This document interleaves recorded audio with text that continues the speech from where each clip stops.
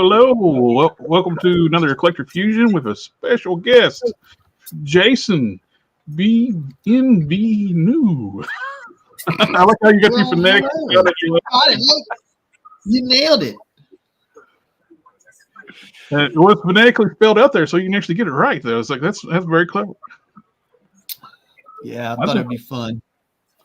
And thank you again for coming out, hanging out with us, and geeking out over toys, and especially the awesome toys that you're making. Oh, it's my pleasure. Thank you for having me. I'm excited. Well, having my after 5 o'clock coffee. We don't have to go to work tomorrow, right? So we're good.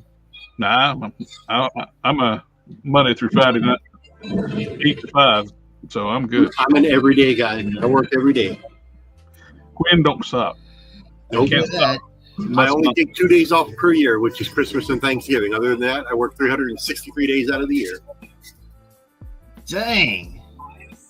Okay, I would hard for the money. I would like to just go right in. I'd like to go right in, dry. I want to start at the beginning because I have read your original Kingdom comic.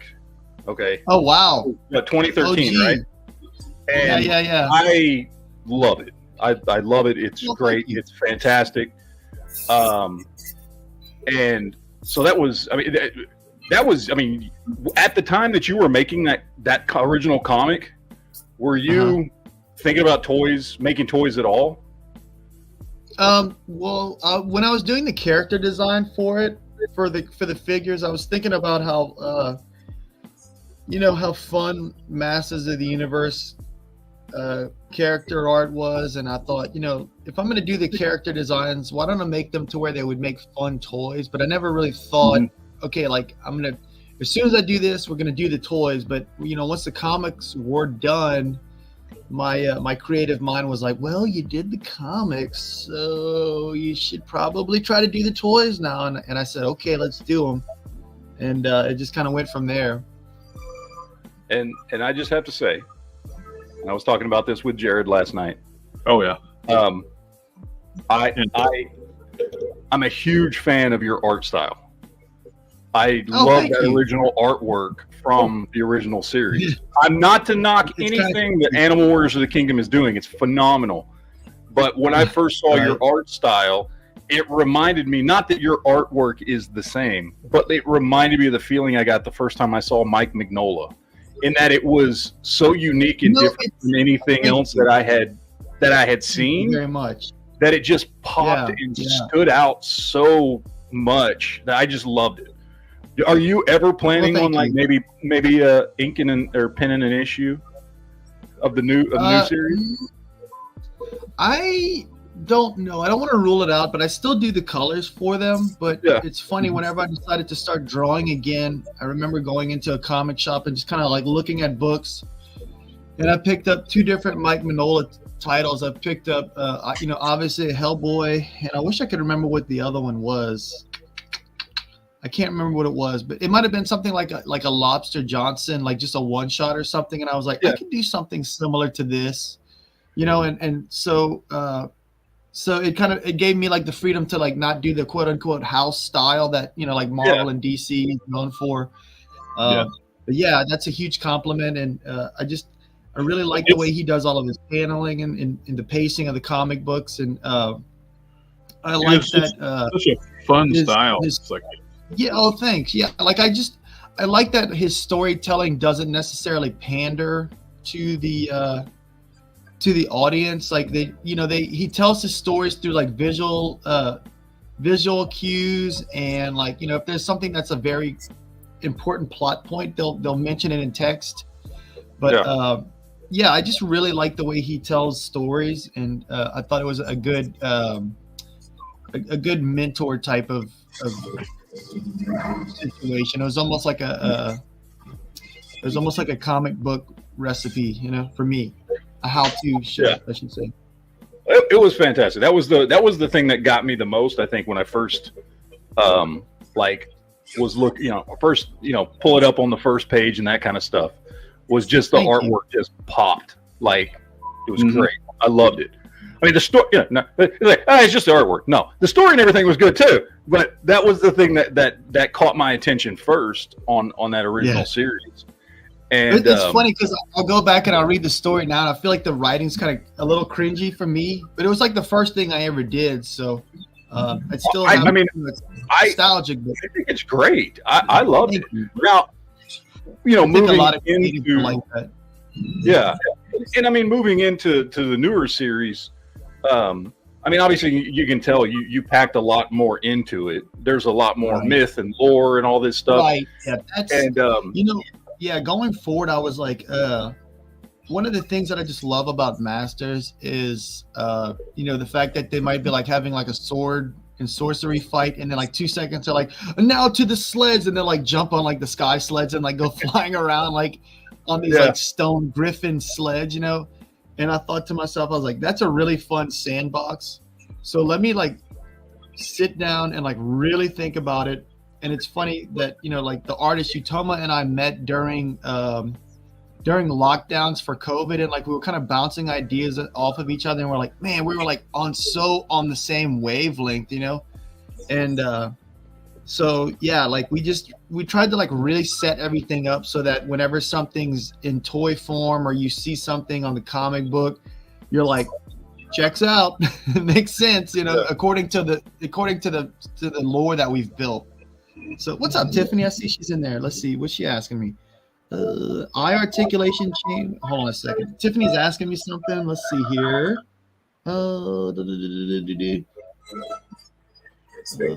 She's asking us to add some descriptions for one of the figures. So we're gonna get all that uploaded this weekend. I know you've been updating the Kickstarter with adding like the graphics and adding the alternate heads and stuff. She wants us to mention that. So like the chameleon Gresh has articulated eyes. The little we were debating about that. Does he have articulated eyes? I was looking at they do move. They do move. Yeah, they're articulated. The bunny, the rabbit Kanji has 360 ears as well. So those two figures have articulation in the actual figure's head. All the lizards' mouths open and close. Let's see what else is she's asking. She was talking about both of them, and she says she loves our newest reveal, Scathing, which is one of our stretch goals that's coming up. I saw that today. That looks so cool. Oh, thank you so much. Yeah, we're super excited about introducing all of our birds. After our Horde Assassins figure, which is less than, let's see, it looks like we're less than 7K away from unlocking our next figure. The next thing after that will be our first bird buck, which is Raving. So we're super excited about that. Yeah, those are very exciting to get to see, like even more. It's amazing how many bodies you're getting to unlock on this campaign. Yeah, we're super excited about it, and I hope it just keeps skyrocketing for you. And thank you so much. Yeah, we feel like we're right on track. We're doing everything that we had kind of planned. We're in that middle part of the Kickstarter where the backing is slow but steady. So as long as we kind of keep up the pace and keep moving up a little bit each day, the last kind of 3 to 4 days, we'll start to see everything kind of ramping up and really kind of checking off all those big stretch goals that we have listed throughout the page. And you're currently up to a little over 213,000 right now. So. Yeah, we're super excited. That's awesome, and I want to see it skyrocket. I want to see the big guys unlock. Me too. Thank you so much. Yeah, I mean, we've got so much great stuff packed into the Kickstarter. We've got each deal is essentially lower than retail price, just as a thank you for for backing the Kickstarter. But even at the 2-figure and 1 weapon set deal, the discounts on that start really great. Like you're essentially almost getting a weapon set for free, and then the discounts just kind of continue as you go forward with especially with the all in and then the epic all in have super great discounts built into those pledges.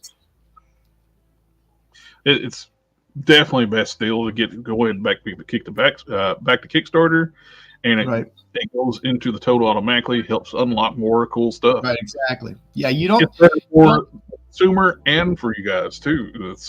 Right. We want to do it, we want this to be a mutually beneficial type of situation. So the customer, we call them tribe members, they're going to get a great deal. And then obviously we get the funds to produce the figures that we want to create. And what's nice is, you can back now and pick out exactly what you want, and you're not going to get billed until the 17th. So there's plenty of time to kind of pick out what you want and lock it in and help us, reach and surpass all the stretch goals that we've got planned out. And it's really cool too, like how you did a long Kickstarter date instead of just like a 30-day one. I see so many wants to do a 30 days. Is a really good idea doing So the way I think about it is, the weekends are kind of a crapshoot depending on how busy it is. This is a Easter weekend and everything, so a lot of people aren't necessarily tethered to their desk like on a work day. So we padded that out. We tried to make sure that there was like at least 3 pay periods, and then we wanted to end 2 days after everyone's tax returns go through. So there's a little extra incentive, to get exactly what you want and not have to like sweat it so much, because you're going to be getting that tax refund coming in hopefully. Well, like on a 30-day plan too, is like anything could happen too. Somebody's like, oh, I would love to back this, but this happened, and if I could have had another month. Right, exactly. Yeah. So, I just dropped like $3,500 on car repairs. So, oh my God, toys are way fun than that. I know. What you do is toys, and then you just get like an old jalopy, like on what was it, The Mask? That old jalopy that he had. That was so funny. Yeah. Yeah. Any of the figures that I've gotten here in the store sell out. Cool. Yeah, that's one of the things. And through my distributor. And through my distributor, they're sold out through my distributor as well. There is pre-orders. Awesome. There is pre-orders that I have already for the store, so I'm just waiting for those pre-orders to come in. Cool. That's awesome. That's awesome. The cross compatibility too with other lines, just not only just mixing in the characters. You have weapons packs and accessory sets. Exactly. Yeah, the weapons set for this Kickstarter. Yeah. See, look, I love that. What's funny is Arlen sculpted that Hercules, and then he sculpted most of those weapons and armor and stuff too. They definitely look like they go together perfectly. Right? Yeah, he sculpted all that, so it works out great. And that's we've got the Marvel Legends bucks too. It's like, dude, he looks so good. What is the armor on his legs sculpted on? I didn't see. That's the new one, right? Yours. Oh yeah, look how cool that looks. Come on, that's awesome. Yeah. So Arlen, James, and Carter all work at Hasbro, so we've got the luxury of having these amazing sculptors, and I get to call them my friends now too, because we're all buddies. We'll talk about like random stuff like movies and cartoons and obviously toys and stuff, when we're not necessarily talking about AWOK stuff all the time. So that's probably one of the coolest things to kind of take away from Wave 1 was, making those friendships. And it's really fun to work with people that you're friends with and that you admire, their talents and respect their artistic knowledge and what's the word? Talents. With getting started with the action figure lines, like how did that even come to be? Like that, the process of that, like one of the from ideal to concept to getting the factory, just whatever. I know you can't say everything, but just I'll say this: like we did the 3 3/4 inch stuff first. I did a Kickstarter for it. It didn't make enough gold. It didn't make gold the first time, and I was kind of, I was bummed out for like 3 weeks, and then I was like, all right, let me just take all the input and everything that the fans gave and kind of go back to the drawing board. And I basically took a year to resculpt all that stuff and learn how to use social media as far as like, advertising and spreading the word and stuff on it to the best of that I could at the time. And I relaunched it a year later. The Kickstarter did great. And we had a factory and a project manager. And we produced one round of the 3 3/4 inch stuff, and then that that project manager kind of flaked out on me, and then our current project manager, who I'm good friends with, Dave Proctor, kind of came along, rescued us, and has been producing great stuff ever since. But it was definitely like a trial by fire. So I got the bad experience of like toy making, and then I got like the luxury of like a really great, passionate factory and project manager who just knows what they're doing and really cares about each project or customer that they have at their factory. So having Dave is just a priceless asset, because his knowledge of sculpting and plastic mixture and problem solving is just amazing. That did it help that, like, because I know you had done the smaller scale line first. Mm-hmm. Like, did that help quite a bit getting that in there? I mean, already having a lot of the contacts and stuff from having done that. It did. It really did, because there was you can go to. It's funny. I remember getting out of college and thinking I knew stuff, and then realizing like the first 2 months at like a real job where everything's all kind of messed up and there's real world problems, that you learn so much more doing it for real as opposed to kind of like just reading about it and studying about it. Yeah. So like going through that first 2 productions really taught me a lot. And then when I moved over with Dave's factory, I just continued to kind of like listen and learn from his knowledge and experience. So I want to ask you a little bit about the new comic now that's coming out. I think, I mean, for me, it makes it infinitely more enjoyable to collect the action figures when there's a story behind it, and not just how some toy companies, like, they make the action figures and then they come up with an online comic that is kind of, let's be honest, there's not a lot. You can tell there's not a lot of thought put into the story. But, having a real world that, especially, because it goes back a ways with the original Kingdom, and having that, in there, that really adds to the characters. It makes you care about whether it's Thane or Pale or whoever, right? Exactly. Like, you have a connection to those characters the same way I might with, some Marvel stuff, because I grew up reading Marvel comics or DC or whatever, right? Right. So when it comes to those comics, obviously I've only read the first 2 issues because that's all that I had available to me. Can't wait for number 3. But obviously this is you're just set up more as like an ongoing series, right? So we're doing like the first 5 issues is the first story arc, and we kind of think of each story arc as a season of a cartoon, and like I said, whenever we were in lockdown, we were, kind of talking and thinking about stuff. And being an only child, like, I very much played with my toys in my own little universe, and I'd make backstories and stuff. And, I still have multiple Batmen from the 90s. And even at the time, I thought it was kind of funny how they would be like Sherbet Orange Batman or, Arctic Batman. And I was like, those are fun and everything. And it's kind of exciting as a kid to get like a different Batman, but I wanted to make sure that like anytime you see like a variant of a hero or a main character in the comic book, that's why there's a reason for the variant. So like, you said you had read issue 2, you notice that they're like wearing gladiator armor in issue 2. Yeah. So as you read the comics and you're like, oh, Pale's got like this different look in this one, I'm wondering if we're going to get a toy.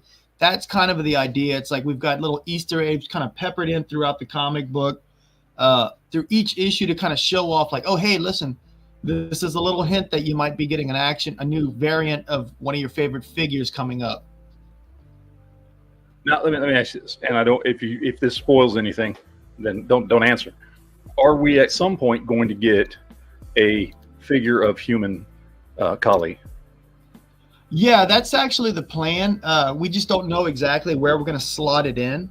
But humans will start to play.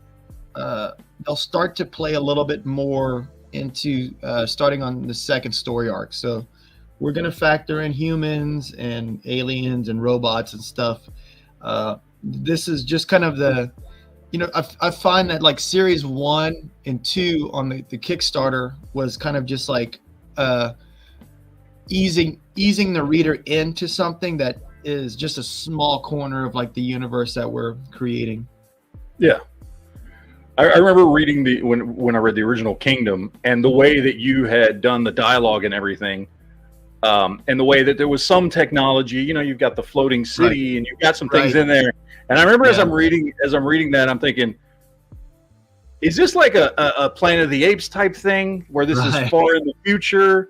Because it feels like they've got some human technology, and there's the colloquial language is a little, what we would hear today and things like that. And then, the story's over and it doesn't really address any of that. Right. And then, of course, when the new series comes out, it just goes all in which I love. I love what you did with that story as far as like how they evolved and the arc and all the stuff. I don't want to spoil it for anybody, but it's all in the first issue. So it's in the first issue. You got to read it. I mean, seriously, I grew up a huge comic book fan, throughout the 80s, 90s. Yeah, that was a fun time, wasn't it? It was. It really was. I mean, I'm a huge like Chris Claremont fan from back in the day, and all that kind of stuff. And I've always collected toys off and on, except for while I was having kids and that kind of thing. But I noticed that in the last 10 years or so, I've mostly gotten out of comics. There's really only 2 series that I had read, which was Walking Dead, and then it was over. And I still read, and I still read Saga, which I think is a great book. Man, I felt like Saga felt like very cinematic. It does. I don't know how they would make that into a movie that wasn't extremely rated R, but if they could, I'd be all for it. But I feel like it would have to be a cartoon series, like maybe on Amazon, kind of similar to Invincible. Yeah, very adult, like an HBO Max. Right. Like remember the HBO series on the Spawn HBO series back in the day? Right. I forgot about that. Yeah, I mean, so like whenever I started kind of like getting back into comics and stuff, I was into like I'm friends with local comic artist Rob Guillory from Chew. And so I was kind of like listening to that or reading that, and then Cody Chamberlain was doing Sweets at the time. Those were like very influential. I'm trying to think who else. So I was reading those 2. I was reading I think it was called Black Science, Hellboy, Headlopper. What else? I think that's a good representation of like kind of where my headspace was, when I was creating stuff. Well, I just gotta say, enjoying. Sorry. Well, no, I just gotta say, your stuff is the first stuff I've been excited about in a long time in comics. Oh, thank you.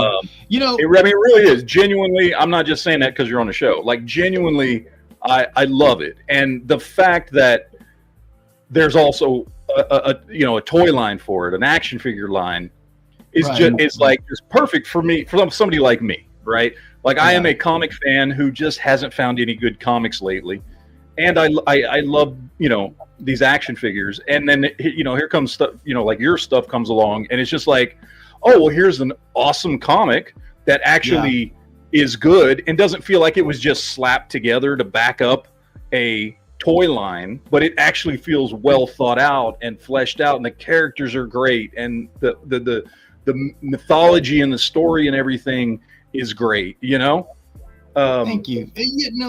I was awesome. Trying to be like really conscientious about like providing something that didn't feel like it was just kind of tacked on. Like I find a lot of times when movies do like a comic or like a video game or something, it just kind of it feels very second. It feels like an afterthought, and that's not necessarily like the toy or the toy or the comic or the video game creators. A lot of it's like there's all these moving parts, and they're kind of flying by the seat of their pants to try to keep up with the release date of the movies and everything. So because we're such a small studio, we had the luxury of taking our time and kind of addressing some of the things that, like, as fans, we thought needed a little bit extra loving.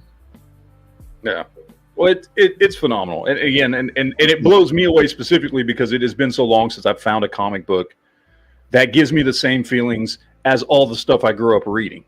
You know, thank you. And it's been most of the stuff today, and not to knock anybody else doing stuff, but I just haven't been interested in just about everything that's out there, and so to find something that actually gets me pulled in, and by the way, there's an awesome action figure line for a toy freak like me.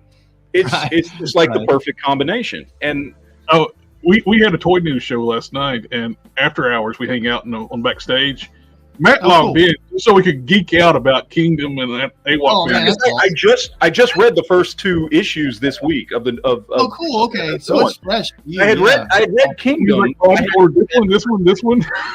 Yeah, right. I hopped on just to tell them how awesome it was. That's so cool. Yeah, you know. Oh dang! I lost my train of thought. I feel like I was gonna say something clever and then I forgot. Let's see. There's 2 questions. It says, "Where do you get your ideas from? The animals used, and what got you into wanting to create a toy line?" So the first one I'll answer. So years ago, before I did the comic book, I was doing like logos and stuff, doing graphic design, and one of them was for like a zoo, and you know, at the end of the week I had all these like animal drawings and little doodles and stuff, and I saw one of them that was a lemur, and I was like, man, it'd be kind of cool to tell the hero's tale through like an anthropomorphic, you know, perspective, and then I kind of like shifted it over to like them being an ape because I felt it might be a little bit more, you know, visually appealing. To start off like the main characters an ape, so that's how Pale became like the main character. And then for the toy lines, I've always been interested in toys. We kind of talked about, you know, how we love toys, and I tried to stop liking toys kind of like in high school, and then I was just like, you know what, I love toys, I don't care. And I distinctly remember McFarlane coming out with the Metal Gear series, and that video game was huge at the time, and I was like, you know what, I love toys, I don't care, like I don't care if it's nerdy or whatever, and that it was kind of just off to the races after that. Now let me ask you another question. Sure. You know, referencing the original comic, any plans on bringing back the whole power absorption thing from the original Kingdom comic, or is that something that kind of just stays with that? You know, I don't know. I don't want to take it off the table, but for right now, we decided to kind of just go in a different direction. Yeah. No, and I understand. Yeah, I mean, now probably not. Yeah. I was just curious because again, there's so much. I remember when I opened Animal Wars 1, and it starts off, and you know, just because of the art style, it looks like Pale's a little bit older, and I went, wait, is this a continuation? And then, you know, by page 3, right, you know, it becomes obvious that it's a kind of a retelling with a little bit different twists and turns and stuff. A reboot. Yeah. I'm just curious because of how I'm just wondering how much of that original story, you know, will eventually make its way, like Boro. There's a lot of it. A lot of it Boro. Start making its Boro's way a great character. Yeah, so you've read the comic, the original comic. So like, Gresh is basically like a rebooted version of Lasher, and the Void is a rebooted version of Boro, and you know, Pale's obviously Pale.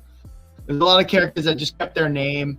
I don't remember when Boone factors in, but like Boone and Grimes are going to be appearing in the next story arc. So, you know, that's kind of the way we're kind of moving stuff forward. Sci-Fi George has a super chat with a question. At some point, will the Simeon figures come with a set of gripping and fisted feet? Really love the entire set, and back to the Kickstarter. That's a great question. Thank you so much for backing the Kickstarter. So we were talking about, you know, Dan and I were, Dan was asking if we should do gripping feet for the birds. And I was like, yeah, definitely do it.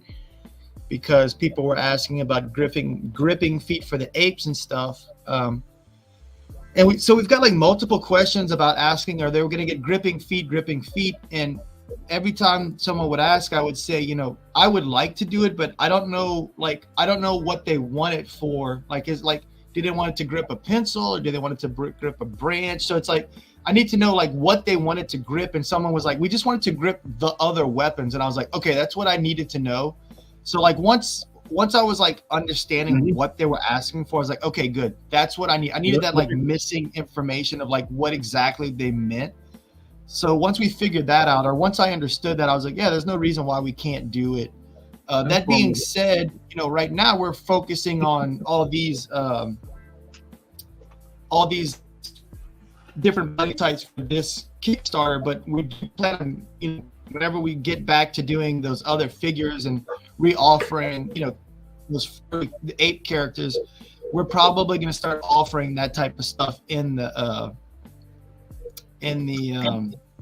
packages. Sorry, I was having a brain fart.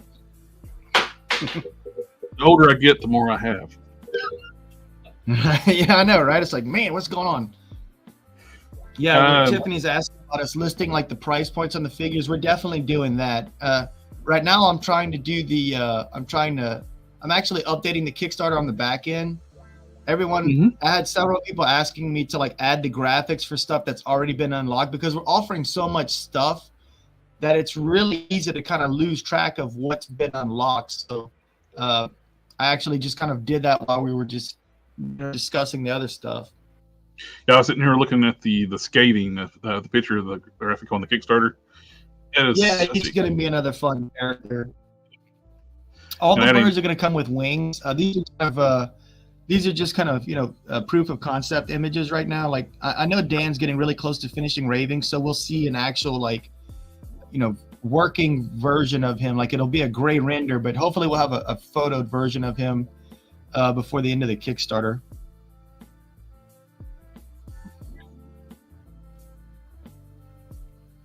Yeah. I think that's so I wish you could see my screen right now. I'm mocking up the graphics for those things and adding a bunch of updates and text already. Yeah, I'm clicking over to see if it worked, like if those updates work. Let's see here.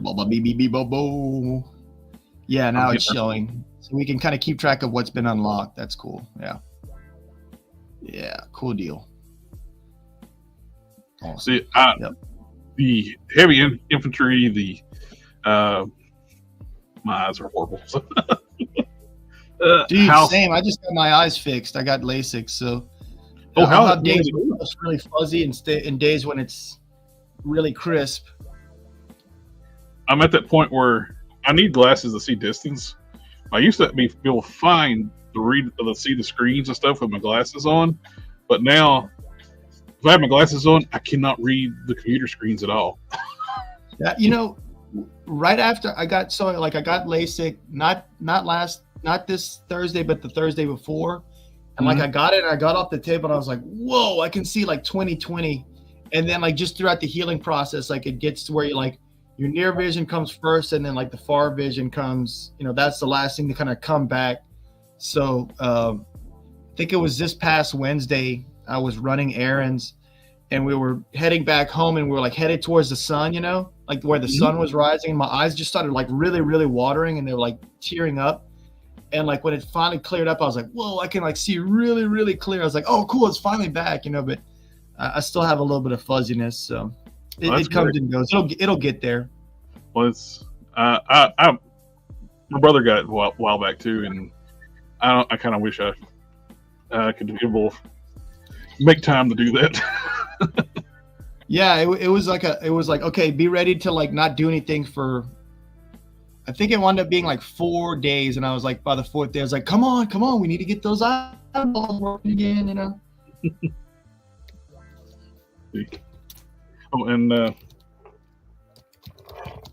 with the different color variants of Thane, I noticed you got the white version, you got this SDC, well, not SDC one, the orange one, it was exclusive. Yeah, that's Tanger, which is funny because some people call it Tanger. So it's pronounced Tanger, like tangerine. And Derek and I will sing that Flaming Lips song where it's like, she uses tangerine. That's how we remember it. Can we expect any more like variations on the Thane buck, or? He'll probably get some in the future, but right now, the horde brute, that army builder's probably gonna be it for quite a while. So I recommend picking up any of those figures. We're really proud of them. I feel like they're something that even if you don't collect a lot of AWOK stuff, it'll fit into your collection stuff. Like a lot of people just figure out a way to fit in their collection. You know? And it's. Yeah, I have a room full of figures that goes on, and yeah, y'all got like awesome collections, man. So cool. Look at that. Oh man, that looks so cool. What? And what state are you in? I'm in Virginia. Okay, man, that's cool looking. It looks great. And I can always work in ways to work these awesome figures into my collection and display different things. And that's another thing. Like I like to mix and match stuff.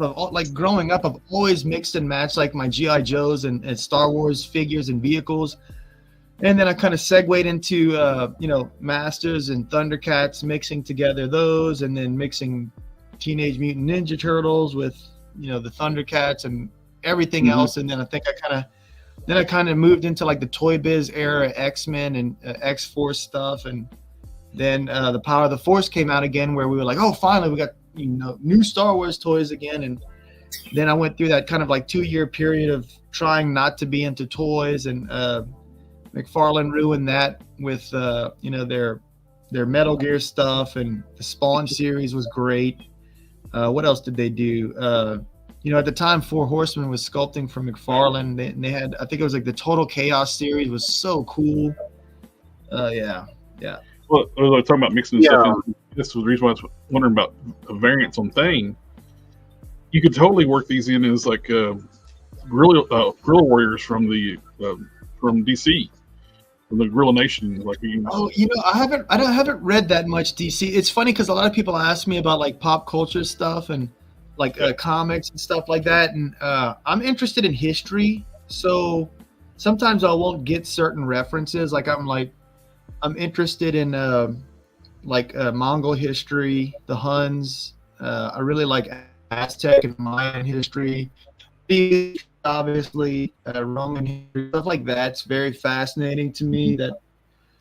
So I kind of take a lot of inspiration and cues from all that stuff. I can know the feeling too. Like when I grew up in the era before this thing called the internet existed. Right, exactly. And yeah. Thank God, right? Holy cow. I would read books and I would actually.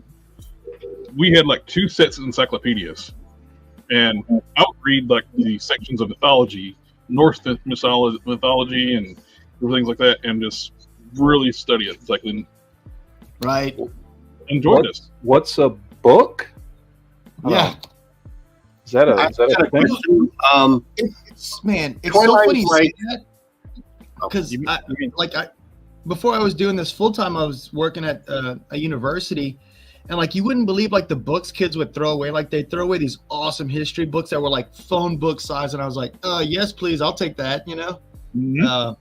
But I was just kind of like, a lot of it I already had something with the similar content, but I was like, come on, that's a free big giant book. I'm taking that.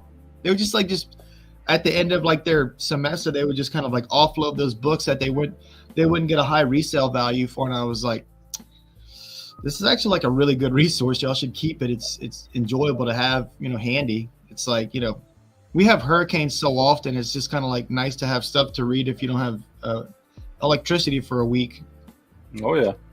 Well, I too am on the Gulf Coast. I'm down in Texas. And so I'm sorry to hear that. Yeah. What part of Texas are you in? Houston? No, further down. I don't know if you know where Brownsville is. Oh wow, you're way down there. Okay. Yeah, I'm so far south. I can either go to Mexico or the Gulf. If I go right. Oh, nice. I'm in Lafayette. I'm in Lafayette, and it's funny. Like we don't realize how close the ocean is until a hurricane comes in, and like you can smell the ocean air. You're just like, oh boy, yeah. Here we go. Well, that's the thing about living by the ocean too. I can't remember the last time I actually went. You take it for granted when it's that close. You just kind of forget it's there. Yeah. I think it's literally like 14 minutes away, but we forget about it because there's like so much, there's trees and like just I don't want to say like a forest, but there's, you know, so much vegetation in between us and that like 14 miles to the coast, you know. Quinn, did you have a question? Oh yeah. Since other toy lines usually do like homage figures or characters, kind of like Mythic Legions does a few for like Masters of the Universe and whatnot. And since you say you got some influences from like Thundercats and stuff like, is there any possibility we might see some homage figures in your line? Yeah, they're going to be like convention exclusive or Masters. Yeah, totally. We so the last homage figure we did was for PowerCon. That was Tanger. That was a Beastman homage. And then I guess we'll make an announcement whenever we have the next convention exclusive locked in. Well, we'll call them like event exclusives because we'll probably do like several conventions with that character or the figure. But yeah, we do have the radar. Well, I know Jared would be happy if you did Thane in Optimus Prime colors and Kali in Megatron colors. We've got several fitting that. Someone was talking about what was it called? It was a Transformer convention doing an Optimus Primal, like in the OG colors, like the 1990 figure. Yeah. And I was like, we're talking about it at Toylanta at breakfast, and I was like nodding my head, like to make sure like they knew that I was listening to them. But I was like literally doing like the color design in my head, and I was like, yes, nod that you're still listening. And I was absorbing what they were saying, but I was also like turning the figure around in my head and like doing like little paint applications and stuff. And then after like we talked about it, I was like, hey, just remind me, because like in my head I might completely forget about it if like someone doesn't mention it, you know. Totally can see like an Optimus Primal out of things. So. Yeah, I think that would be great. But that'll be just Prime. Yeah. Or you could make some Battle Beast homage figures. We'll just say Primal. Cool. Yeah, you know what's funny? So like during one of my core memories.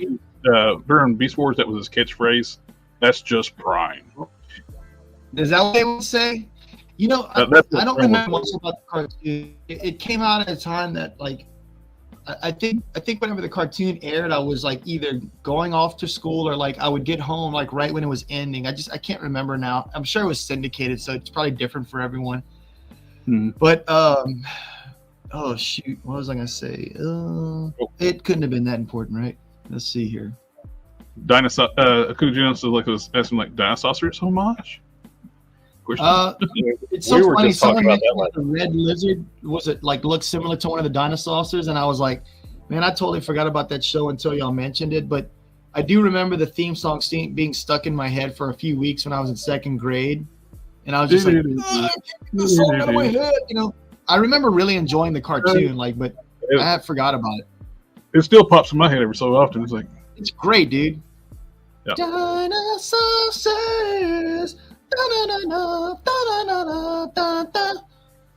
You're welcome. That'll be stuck in your head for an hour. Yeah. If you want one to get stuck in your head, the intro to Beast Wars 2, Japanese anime. That will be stuck in your head. You know, someone mentioned the heavy infantry lizard that kind of looks like one of the main villains. Is like from Dinosaurs. Okay. Genghis Rex. That's what they were talking about. Yeah. I was like, hey, I'll take it. That sounds cool. But, you know, a lot of that's just like complementary colors, you know, like orange and blue just literally go together, you know. So it's just kind of one of those serendipity type of things. Serendipity doodah. So I've got a question. I know you obviously have a lot on your plate already because you've got the Kickstarter, you got the toy line, you know, it's already in existence. You're doing the comic, everything like that. When I was reading the new issues, the first thing that popped into my head was this would make a great animated series. Yeah, is that something you've ever thought about or like are looking into or anything like that? Yeah, so you know, I feel like our job right now is, you know, in my opinion, I'm biased, but I think we're making great comics and great action figures. feel like our job right now is brain awareness and making brain undeniable, so that way it'll be easy to pitch to prospective, animation companies. I want to get to the point where, like, studios are like, why haven't we optioned this IP yet? I want you to give me a reason why this hasn't been optioned yet. And so, our idea is to create seasons as story arcs in the comic book. So the first 5 issues is season 1, so on. The next 5 issues would be season 2, and continue on to that until we can actually have an actual animated series going for us. That makes a lot of sense too. That's one of the things too. Like, kind of hold up like an anime series. They got to do like a lot of filler arcs, just waiting for the comic to get more story out. Right. Where they can continue the story. Like Dragon Ball was notorious for that, and then with One Punch Man's got some of that too. Issues where they got to wait till the story gets caught up to where they can do the anime. Right. Yeah, I mean, the thing is if we got something if we get something optioned, or when we do get it optioned, I would like to do like a show Bible where, like, all the characters' personalities and how they would deal with situations, like, all just mapped out. And so that way, whenever they have like something presented to them, they know how they would react to that situation. But I would like to be brought on, as a I don't know what it's called. I'd be an advisor on the series to make sure that everything's kind of following along the way we project story to flow. Yeah, I would definitely want to make sure when you do if that happens, do the contracts where you got some say-so in the story. And right, exactly. Yeah, exactly. Don't start changing things. Like, hey, we're going to make Pale the villain. Right, exactly. Yeah. So we're going to do a twist. Pale's the villain.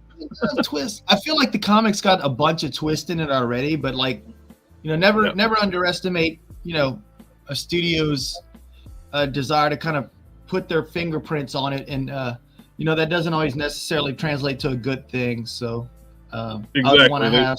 They're like, oh, we want to make it ours instead. Then why'd you license something? Right. Yeah, and that translates to everything. It could be a car company where, I don't know about y'all, but I remember, like, the Mustang ever. The last thing got neutered in the early 90s. It just, like, it went from, like, being this muscle car to, or the 80s, I should say, almost like a sedan. And I was just like, I got my kid and I know this is not cool. Like the same thing with most recently, like the Jeep Cherokee was like this kind of muscle Jeep, like real boxy and kind of tough look. And now it looks like a minivan. So it's not just, it's not just with creative stuff. It's just one of those things where, like, whenever, like, a new person comes in, they kind of want to put their stamp on it. It just doesn't always translate to a good thing. It could be, though. So we don't need any more Dragon Ball evolutions.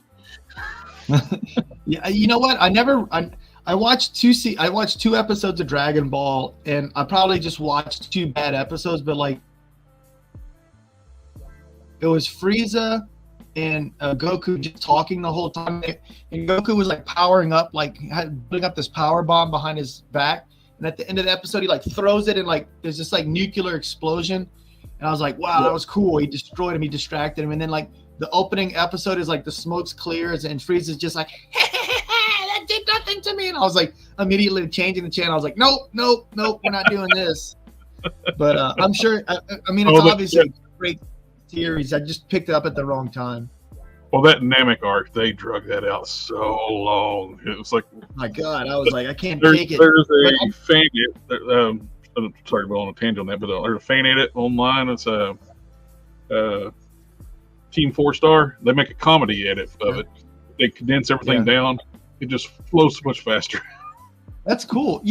Speaking of that, like in the mid 2000s, I guess, Topher Grace did a fan edit of the Phantom Menace, and it was really good. Like, Trade Federation's voices got replaced with, like, an alien, like these deep alien voices, and he edited out Jar Jar as much as he could, and I think he edited the one laughing like tightened everything so much. It was really good. Damn, this is a good movie, and I've come to love fan minutes, but it's it's just an example that kind of came to mind of like fan edits.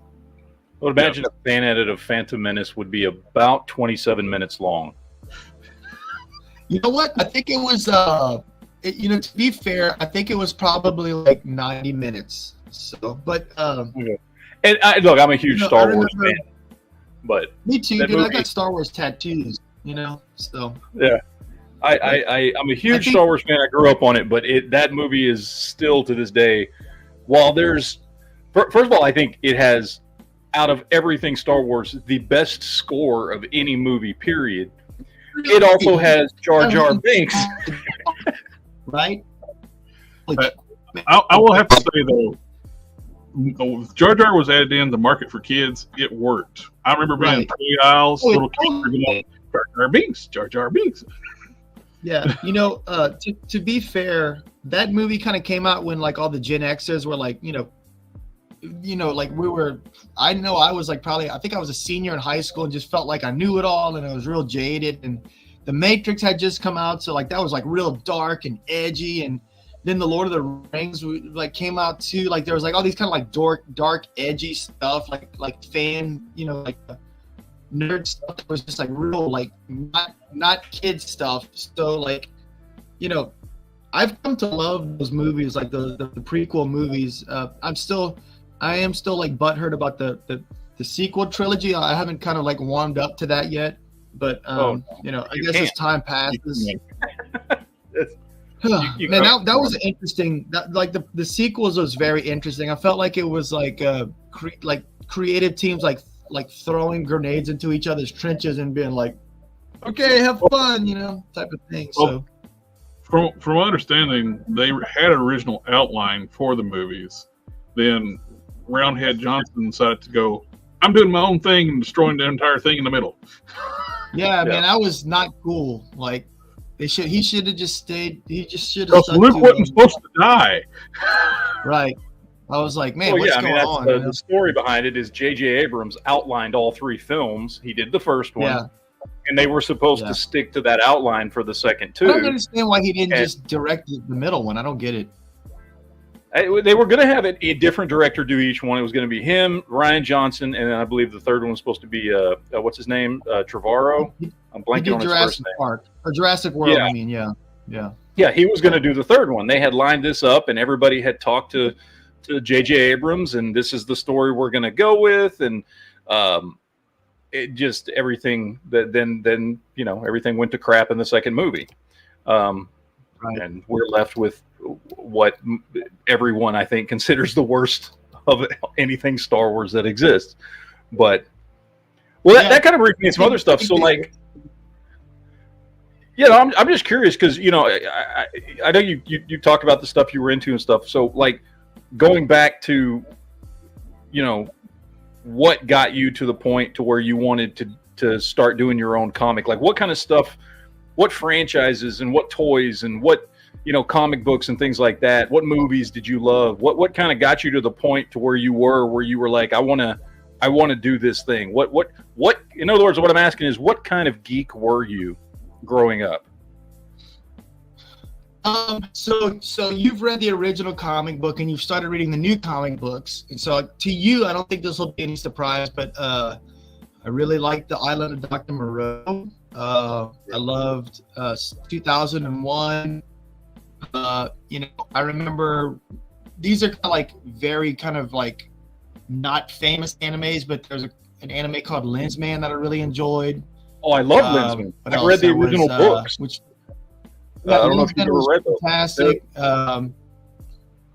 You know what? I didn't read the manga, but I did read. I mean, I did really love the cartoon. That was like my first. Yeah, well, they're a series of books from the 1950s. And the right, yeah, it was a major inspiration for Star Wars, right? Like I know Star Wars, absolutely. George Lucas and Lensman were like, George Lucas stole a bunch from the original Lensman books. Yeah.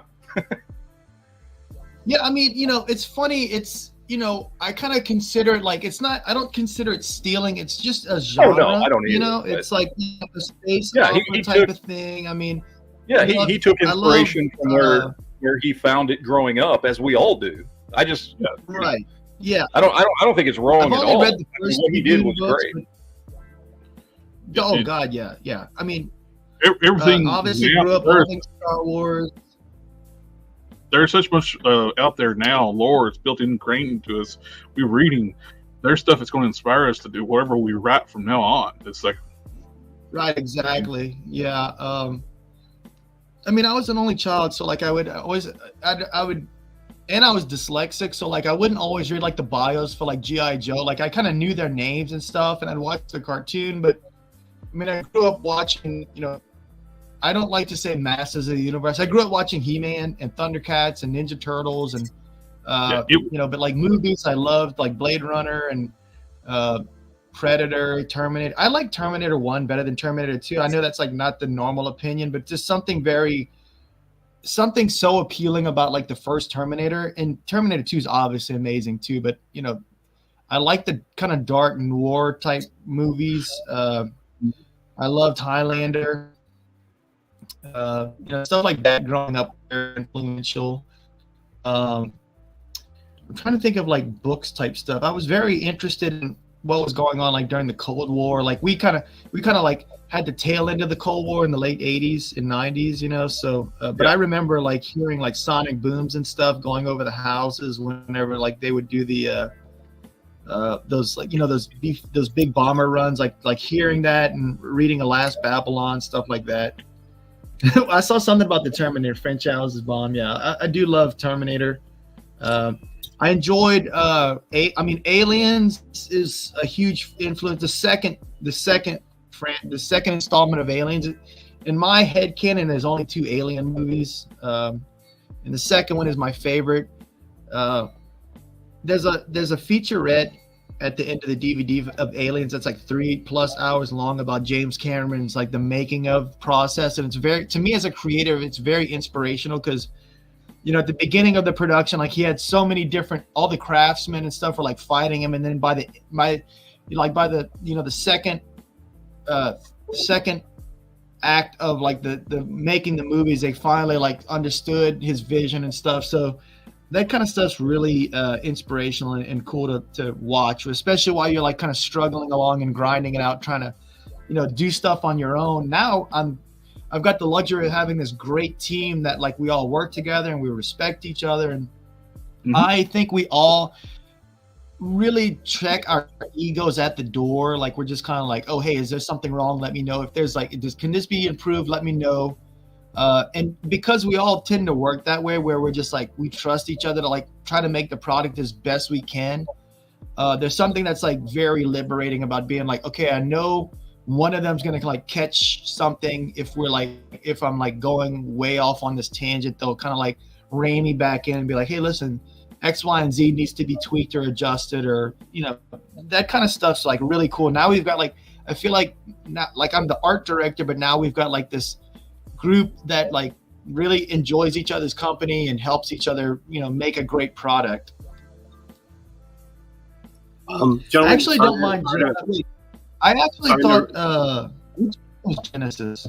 Was Genesis the one with where they had like the old Terminator? I don't remember. Yeah, Genesis is not the newest one, but the one before it, where they kind of redo the story and they recast Sarah Connor with what's her face, Khaleesi from Game of Thrones, and they recast. I thought she did good, but the guy that played Kyle Reese, I like him as an actor, but like I didn't think Kyle Reese should be like a buff, like well nourished character. Like I thought. Yeah, Michael Biehn was just absolutely perfect for it. He was like kind of scrawny and stressed out, like he had that like 1,000-yard stare dialed in, so. Quinn, you gotta go. Wait. The one with Christian Bale was good. I really liked the one with Christian Bale. That one was really good. Salvation was good because it was good, dude. I think was the natural next step for Terminator, in that, okay, we got the time travel story and Sarah Connor and John Connor. We got that. Yeah. So that's where the story, that's where that part of the story should have ended. And the only other story really to tell in the universe without rehashing everything is the story of how John Connor rose to be the leader of the Resistance, which is what, it's what that movie was supposed to be. It was originally laid out to be a trilogy of movies telling that story. And, we got the first movie, and I guess it just didn't do well enough at the movies, so they never finished the trilogy, which I always thought was a shame because I really liked it. I mean, it's not as good as 1 or 2, but of course, yeah, I really enjoyed it. It was, I think that I'm like that is the next story you should tell. Okay, so we've done the story back in modern times. Makes sense. We got a toy question. Like later on, have you thought about doing any kind of like vehicles type accessories or anything? Like the mechs? So like vehicles and stuff is, in today's world, it's a risk because it's it's a bigger product. So I think something, I'll go ahead and say like play sets are just like not something that I'm interested in. It's not that I wouldn't love it, but like I feel like the dio makers in today's toy world are so much better at doing that type of stuff. I much rather rely on that. But as far as like vehicles and steeds and stuff, I feel like we'd have to be in like year 5 of having product before we kind of think about doing that. And if we've got a cartoon and stuff like that to like really back it, then there's really no reason not to, because we've done the work. Like there's really cool little steeds and vehicles in the comics right now. So it's something that I hope for, but right now it's just too risky to do that type of thing. Speaking of, I know it's not with the future plan. If there is a future, we can there's a cartoon coming. Like, would you like to try to get these things out on retail shelves or? Yeah, so like the goal is to, Derek always says, Derek's our head of sales. He always says like, we're not building a toy line, we're building a brand. So, I feel like we'll have reached our ultimate goal is, having Animal Warriors of the Kingdom at retail. You'll be able to go to Walmart or Target or wherever and just essentially easily be able to pick up the line and collect the line. Or you can order it online at Big Bad or Amazon or however the shopper wants to shop. The idea is having it readily available and for the brand to have like market saturation where, it's, I would love it to be a household name. I know that's very difficult right now because we've got like all these 30 and 40-year-old IPs, but I try to say it as often as I can, but I'm all about nostalgia and love nostalgia, but it's so important to keep introducing new IPs and new ideas because, that's great, but the culture will dwindle and kind of die on the vine if we don't keep introducing and evolving and having new things to pass on to our next generation and our kids and everything. So that's my goal. So what you're saying is like the end goal is one day I can walk into Walmart and have like a Lego Chunar cityscape that I can build with like the Citadel stashed in the middle of it. I mean, oh my God. I feel like, if Lego's going to option it, I mean, come on, that would be insane. That would be great. I would love to see. You could have the crashed Citadel right in the middle of the city. That'd be great. Right? Yeah, it's fun. It's fun to know, like when people read the old school, like the Citadel is like the floating city. It kind of like moves around in the original. And Rick's something's like my ears perked. Like, Rick heard us talking about him. I think it's a great line. I mean, it is very rare, I think, that, like I said, whether it's a comic or a toy line, in this case, both, that comes along. And I know the comic goes back to like 2013, but I mean, the new kind of version, and I'm sure it doesn't feel this way for you, but for a lot of people out there, it feels like fairly new, fairly quick. It hasn't been around very long. We're just getting the comics, that kind of thing. And that's the way it should be. Like you always hear the saying, like every overnight success took 10 years to create, and we're right on track. We're that's about the timeline that we're on, so yeah. We did our last Kickstarter in 2020, which No, 2021, and I started the comic in 2011. So, but we didn't get product out until 23. So, I think we're just like a little over a year. We're into our second year of having the product, and so now like that kind of resets my timeline. Where like I know it takes about 3 years nowadays for like indie toy lines to kind of really catch on and start to saturate, like start to become a household name or an online name as far as like brands go. Well, it's really picking up momentum right now. It's like it's that when it first come out, it's like, oh, these look cool. It's like kind of in passing now. It's like right.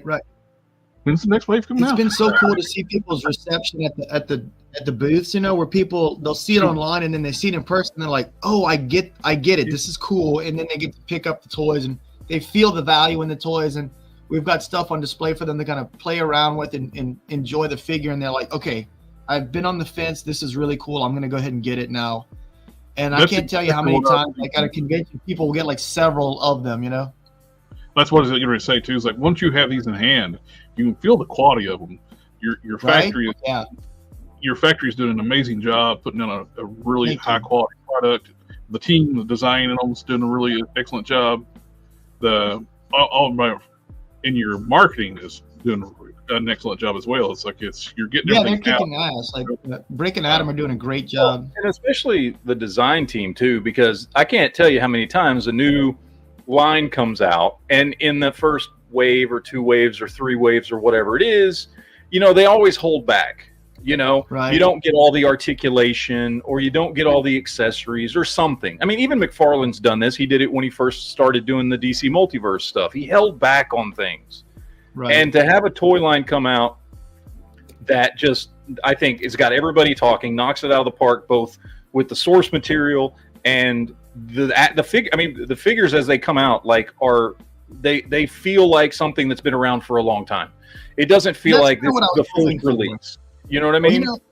Well, I know exactly what you mean, and thank you. That's what we're going for. Like, you know, I had mentioned there was that period of time where I kind of stopped collecting toys and watching cartoons and stuff, and now, you know, people will mention like the biker mice and stuff like that, where like I wasn't really into quote unquote geek culture as much at that period, and so I wanted to feel like oh, hey, I missed out on this in like the early 2000s, late 90s. You know, I was like, oh, and I get to like.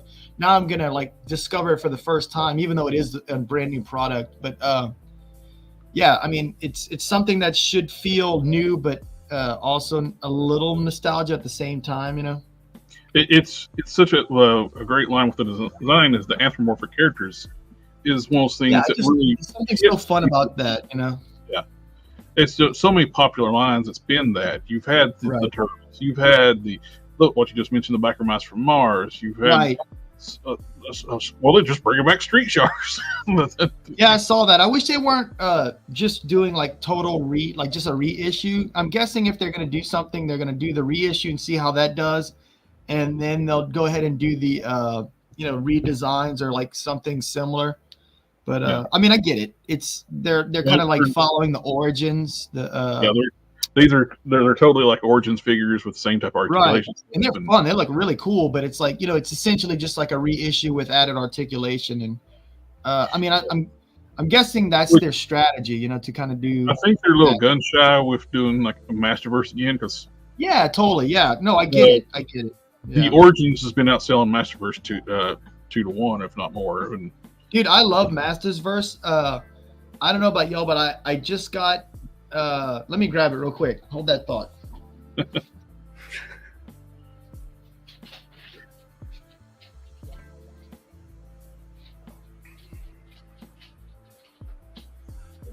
We're holding. I feel like this is like they finally nailed like this is like the quintessential He-Man from the Mastersverse line. You know, like following that one, yeah.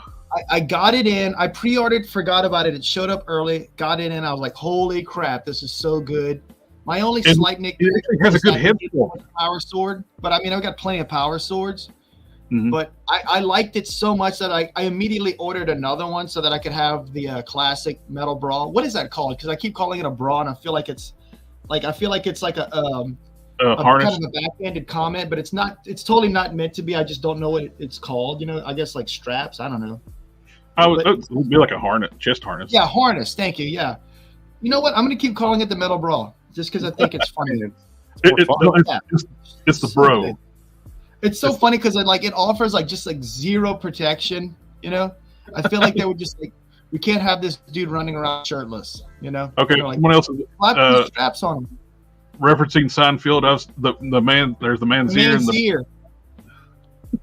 Man's ear, baby. Well, so that gets me into another topic, which is obviously outside of the stuff that you're making. Like, what other modern toy lines are you picking stuff up from? So I would say that my favorite right now is it's a tie between Masterverse and the G.I. Joe Classified series. Is just so freaking good. That's for mainstream stuff, and then indie stuff I would say is hands down, the Four Horsemen kind of knock it out of the park with their Mythic and Cosmic Legion stuff. I don't know if I guess NECA isn't considered indie anymore, but I've recently kind of got into their last run and stuff, but I'm just picking and choosing as far as that goes. And I've started to really kind of fall back in love with the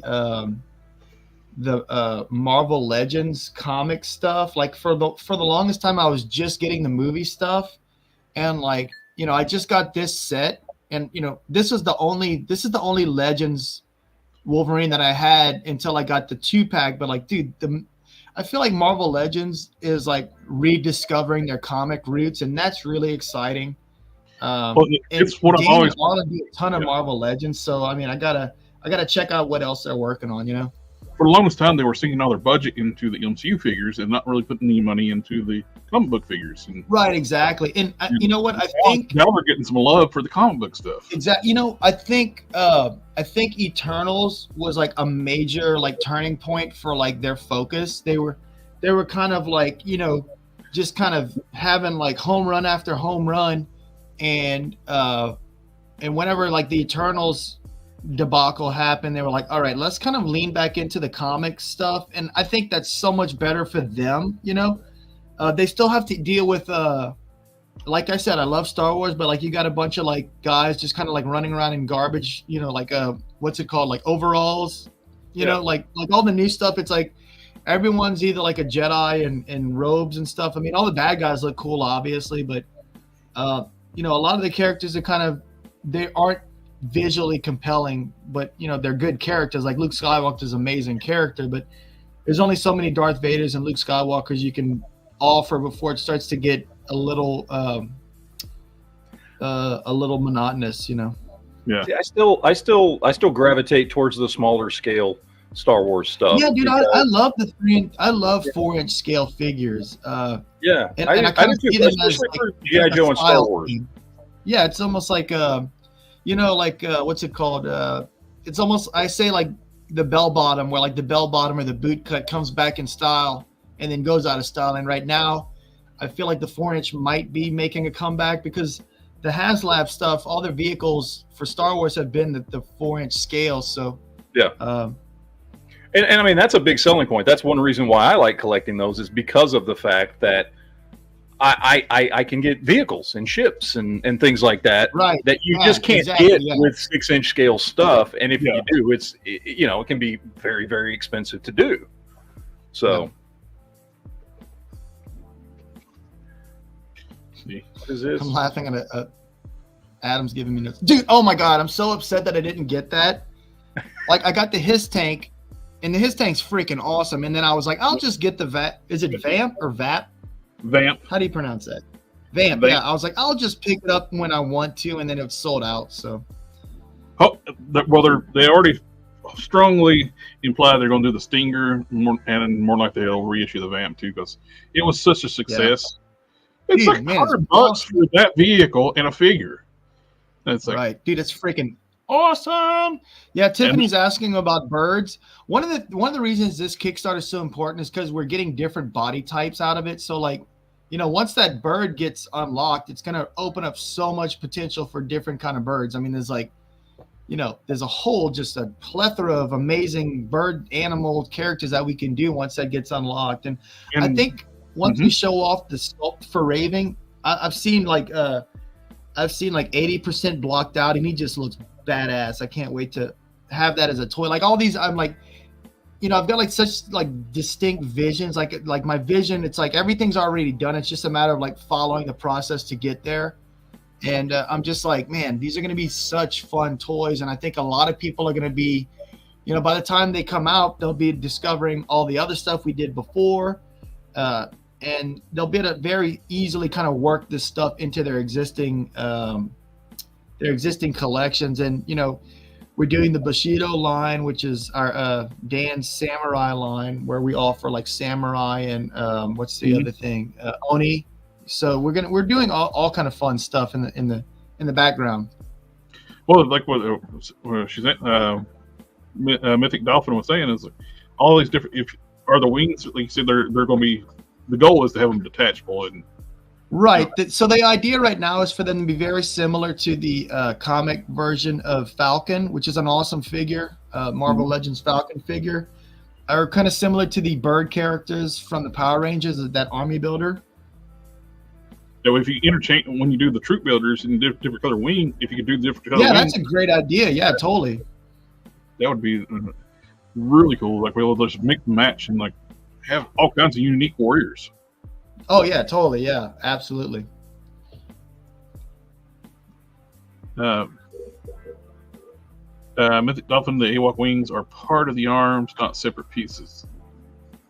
Well, you know, Dan said that they might be attached, but we're kind of hoping that the factory can figure out a way where they can like take the wings off. We'll see. It's so early in the design process. It's hard to like really hold us, you know, don't take it as gospel just yet, but like we're kind of hoping they'll be removable.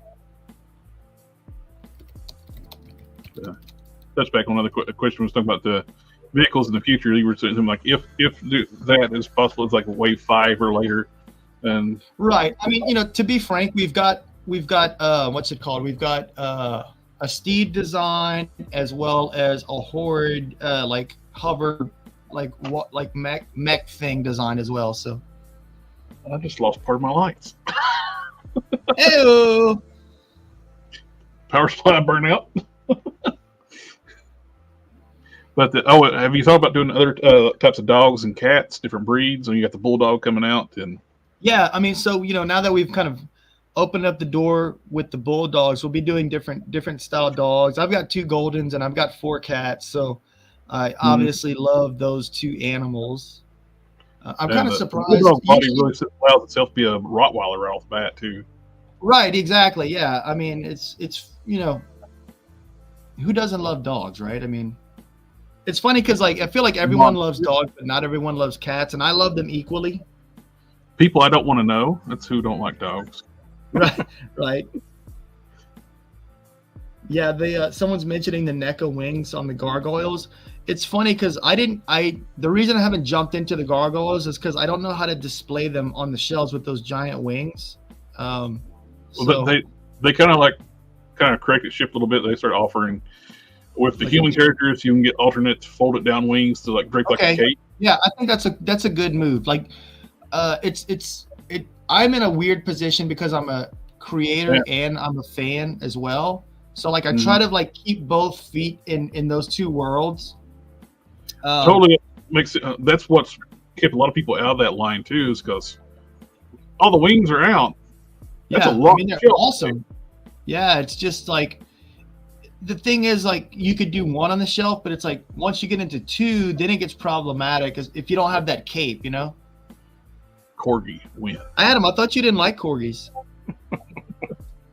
I would actually like to have, like me, I would like to personally have a corgi. Like we've got 2, like both of our dogs are like over 100 pounds. They're like freakishly big Goldens. So like having a smaller dog would be nice. In addition, I don't want to get rid of the other 2. So the character would be short, a big butt, and a big attitude. Pretty much, yeah. I've never had a corgi. They just look cute, and I know they like to sleep on your feet. So I'm like, that sounds like a win-win, you know? Road rovers.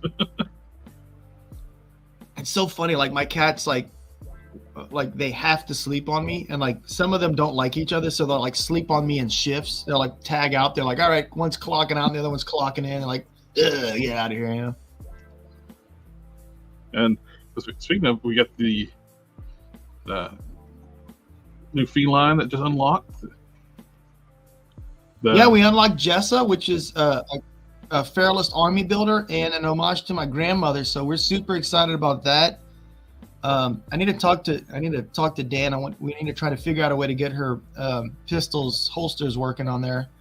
So it might be slightly modified. Power restored. But do the incorporating like is it your grandmother's name, that Jessa? So her name was Jessie. Yeah, Jessie Bienvenu. So she was 103 when she died. That is great, Bill, to incorporate her your grandmother's name into the line and yeah, I thought it was a fun homage, you know. Each new AWOK comes with 20 anthropomorphic tardigrades. or Phylum and you know, someone asked about smaller figures or like how insects would work in, and you know, if you read the first comic book, there's a character that's basically like a golem of like insects. So I want to reintroduce all of those characters, and so that's the idea. Like if you see, like, it won't be like a big, you know, 6 foot tall bug. It'll be like an amalgamate, like a mixture of like a bunch of smaller bugs that kind of create a hive mind. Any chance of Riki making a comeback?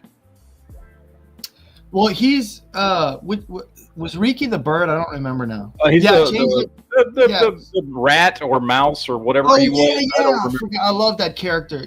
Yeah, most likely. The idea is to reintroduce all of those characters. We were just slowly trying to figure it out. I loved his character because he was just like the perfect companion for Pale in that. Oh yeah, like he was kind of like Pale's Jiminy Cricket. Yeah, exactly, and it was just a great character. I don't know how you do that in action figure form if you're going to keep him that small. He'd have to be like an accessory. He would, you know what? He won't be small like that. Like issue 5, we start to introduce like dwarf characters, so he would be a dwarf character. He wouldn't be that tiny. Both interesting, like where JB was mentioning, asked about like a bald eagle with the bird characters. We could do like larger birds of prey. Would you do them later on? Would you do like a bigger buck later on, or would you stay with the avians on there as they are? Or yeah, sorry. Yeah, but I'm trying to look at all the comments. Oh yeah.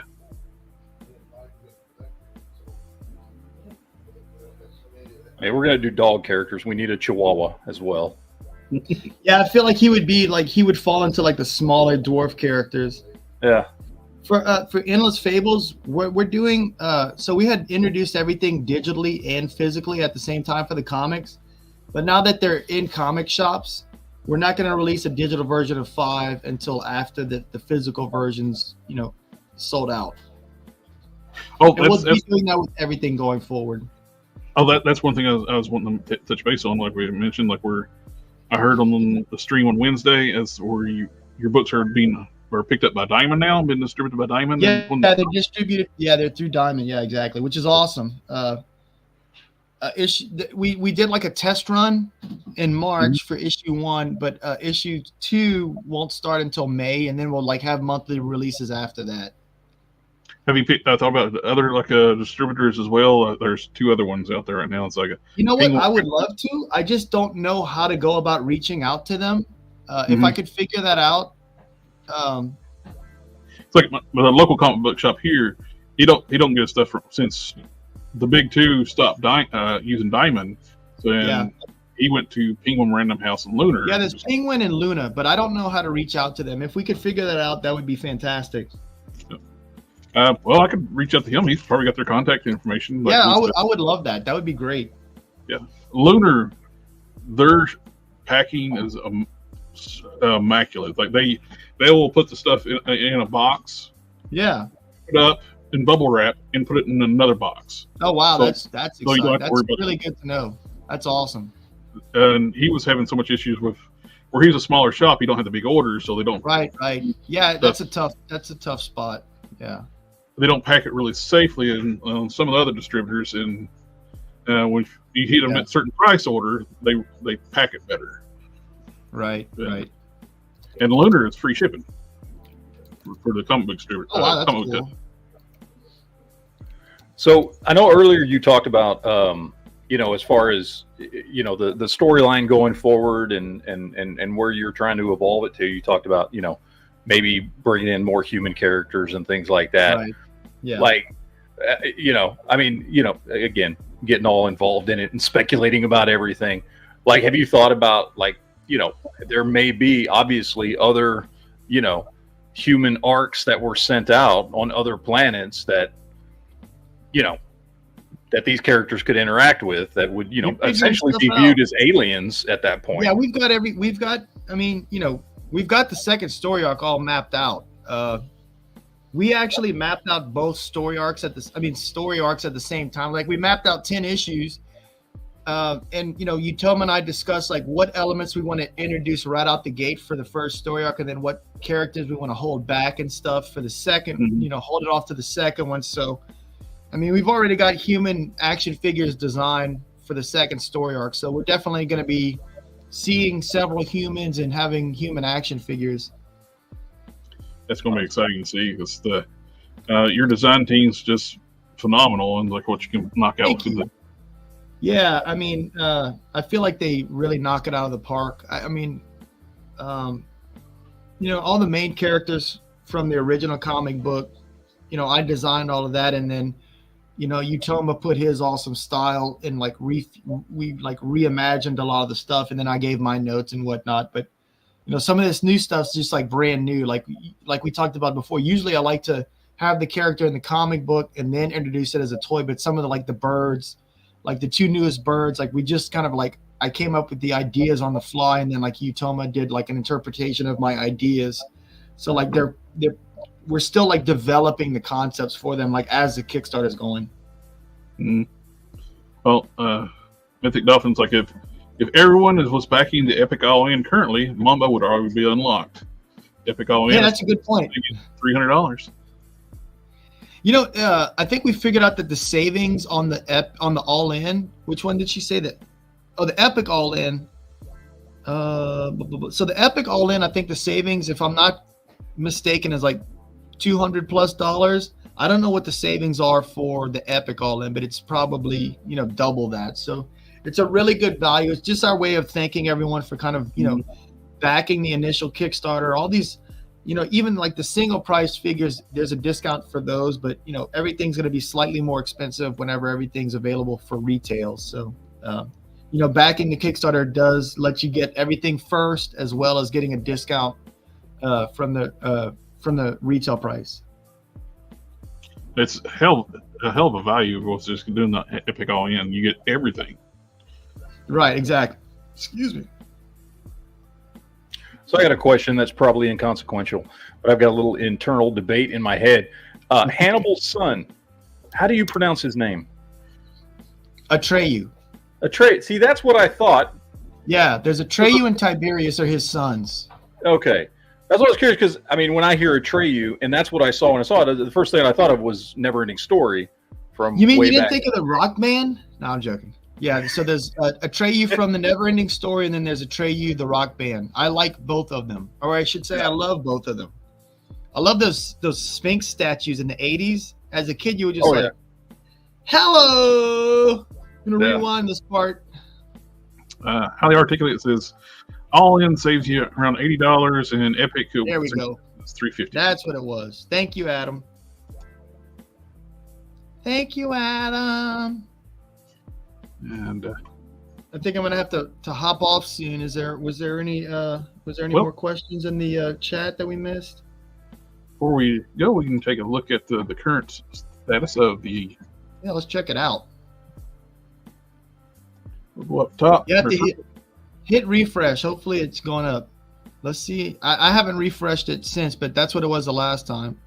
So we're at 213,000. We're more than halfway to 214. Which means when we hit 214, we'll have 6,000 to unlock the last of the Speedster Bucks, which is the Horde Assassin Army Builder. And I anticipate we'll get another little bump after that guy gets unlocked. And As soon as he's unlocked, we'll add that as an additional add-on. This one was the ones that I love the design of. Thank you so much. Yeah, and essentially, 90% of that armor is removable. So if you want like a almost nude buck, you can do that with that one. The Gresh, which is right underneath him, you can remove literally all of his armor. So if you want to have just like a nude chameleon, you can do that, or Snake Man, So and those will both go great in your Masterverse. I was just talking about that last night. It's like, heck, you could troop build this for Snake. Oh yeah, totally, exactly, yeah. And it's just fantastic head sculpts, and you got the tongue chain here, and would possibility of actual tongue or he's gonna have a spitting acid effect that plugs into his mouth. Oh, okay, that's cool. Yeah. So like a Cobra Khan type thing. Right, exactly. Yeah. That's cool. So we got my favorite is the one that I backed was the. That's a cool. I did not know that, Tiffany. That's cool.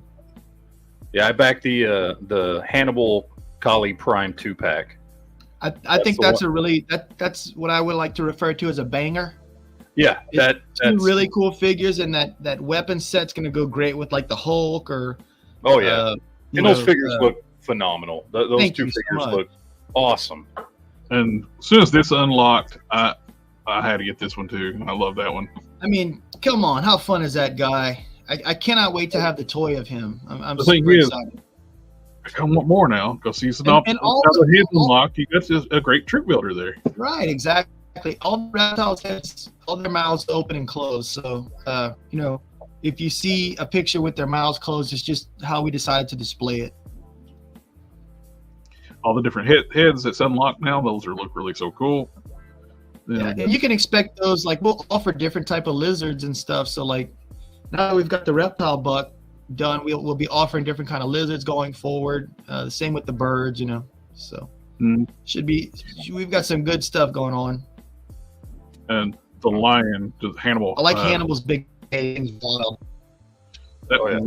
Is that Mace the scale, or is it the? I think it's slightly too big. It's slightly smaller than that. Yeah, I made it too big. It's gonna be. But it's not much smaller than that. It's huge. It's a double-handed weapon for sure. Definitely don't want to be hit by that. So with these designs too, you think about the 2011. With the toy. Do what? Oh. Yeah, even though it's a toy, you don't want to be hit with that. Oh, that's true. Yeah. Though with these designs too really work well too. Like you think back to like the 2011 Thundercats rebooted series. They had more. I thought that was so good. I love that reboot. I thought it was great. The way that cartoon, it's funny. Like at the time, dude, like no joke. Like at the time, I felt like that's where action cartoons went to die. Like Cartoon Network. Like if you weren't like Adventure Time or you go that far. You weren't Ed and Eddie. You weren't Ed and Eddie. You weren't going to survive. What was it? Regular show. All that style. If you weren't that, they would like just kill the show. Like, the first half of the season, it's like 8 to 9 or something. They would move that show all the time. The same with like Justice League. Like I was just so fed up with Cartoon Network at the time. Like whenever that network went belly up, I was like, no, please don't stop. Like I was just kind of like, I'm still salty about it. So. Oh, anytime they get something really good, the Mike Young 2000X He-Man series, dude, that was so good. They would always move them to different time slots and never advertise it. That they're moving. I think it's because they really just hated that kind of storytelling and cartoon style. They just want the simplified Ed and Eddie, the regular show, like you said, and they want that. Right, and those cartoons are very fun. Yeah, those cartoons are very fun, but there's obviously room for both, and I just felt like they didn't agree with that. Yep. And now they're gone. Of course, those type shows too are a lot more expensive to produce than the Of course, yeah.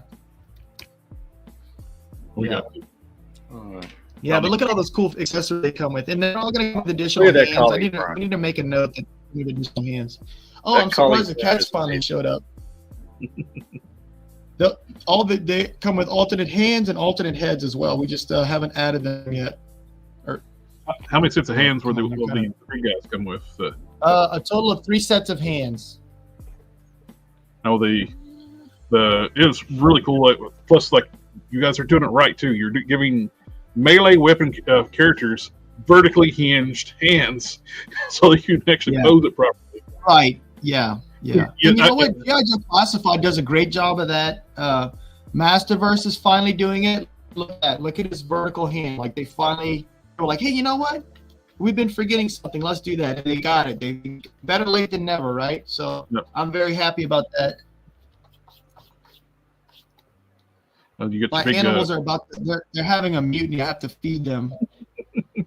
I've got one of my orange tabby. He's just like just kind of like just trying to sabotage me right now. Hey, come on, son. Orange cat mentalities there.